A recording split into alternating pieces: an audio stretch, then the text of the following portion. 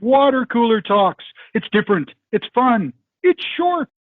Take a 15-minute break to listen to the talk around the virtual water cooler with CLBC's Strategic Initiative Advisors, Shelley DeCoste, Michelle Gose, David Johnston, and regular guest Sherwin Strong. Get the community inclusion scoop on pop culture, current affairs, entertaining anecdotes, and more.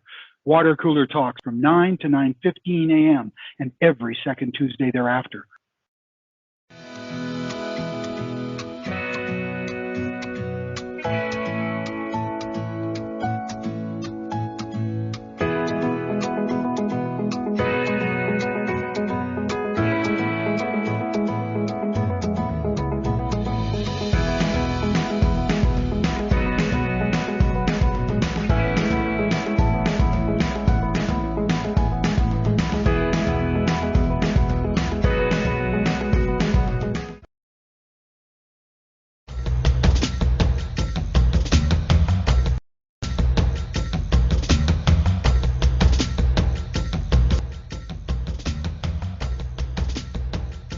Thanks for having me at the water cooler. Typically, I'd have a cigarette then if we're standing around the water cooler, but apparently can't do that anymore.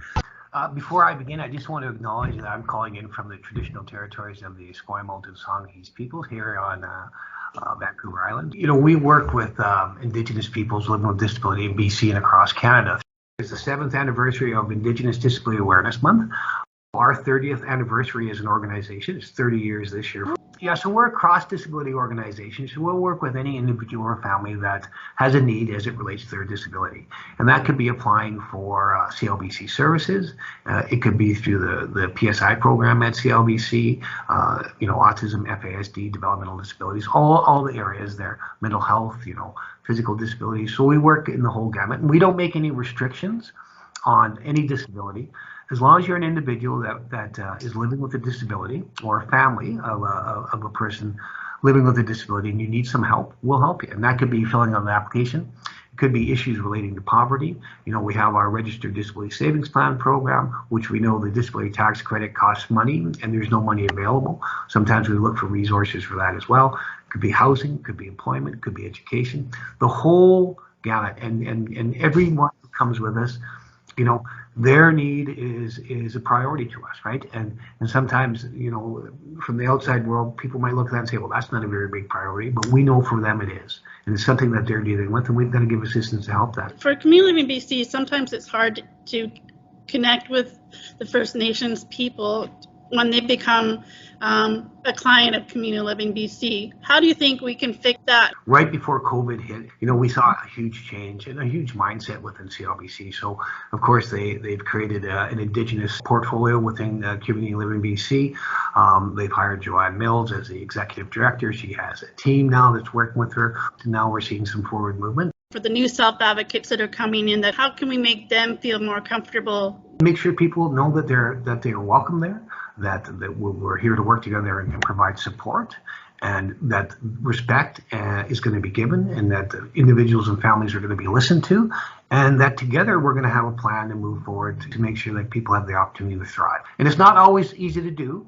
Sometimes people get frustrated, and COVID puts pressure on this kind of stuff, but we all have to remember that we're here for the same goal, and that's to support each other and have other people support us as well, because the information and the knowledge that self-advocate brings and their families bring to us is indispensable. We can't operate without it, because who better than them who live the life to inform. What other boards do you sit on then? Here we're asked to sit on a lot of different advisory committees. Of course, I sit on the Indigenous Advisory Committee for CLBC, the Minister's RDSP Action Group here, the Minister's Accessibility Leadership and COVID-19 Advisory Committee here. We sit on there's too many, I can't remember them all. So we have we're connected quite a bit in different areas, because we know it's better to be at the table and to make sure that we can talk as a service provider about some of the systemic issues that we face, but more importantly, what our clients and our families tell us about the barriers they face. Hopefully advocate for some positive change, and we've seen that happen. The question I have is, CLBC provides services on reserve. Do other provinces?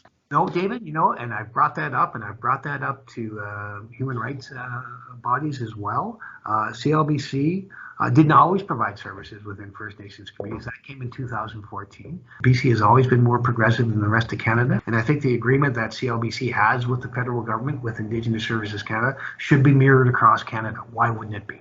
And I think that they can look at the direction of CLBC now and what they're doing with their Indigenous component now with Joanne and her team. Nora, the work that Nora's done in the past, all that stuff is great information and a great template for other provinces to follow. And we're going to push that forward as well. We're going to keep pushing that forward because that's something that's important. It shouldn't matter where you live in this country and what, this invisible line, you should have access to services. And good services and comprehensive services. So, Neil, how many people work for you? When we're full, we have about 18. That includes contractors and regular and part-time staff. COVID has not been good to us. It's been a little bit rough going someone. We have a number of vacancies right now that we're advertising for, but we're getting back up to where we should be. Do you hire people with lived experiences? Of course. Let's give people living with disabilities an opportunity to thrive in British Columbia and across Canada. So besides your main job, have any interesting hobbies that you like to do? Well, Michelle, there was a time when I collected vintage GI Joes, from the 1960s and 70s, and I don't really collect them anymore, but I have about 250 of them. I played with them as a kid, even though I'm only about 22 years old. I played with those older ones as a kid, and then growing up, you bury them in the backyard, and I'd lose them, this kind of stuff. And then years later, when I moved to Victoria, I wasn't really familiar with eBay. I never bought anything on it. I was always kind of leery of it. So, anyways, I happened to. I said, well, I wonder if anybody has a GI Joe, and I actually looked down there, and there was one, so I bought one, and then from there it just escalated. So I got this massive amount of GI Joes that I'm going to have to sell it. I got one question for you all, because I know Michael Prince.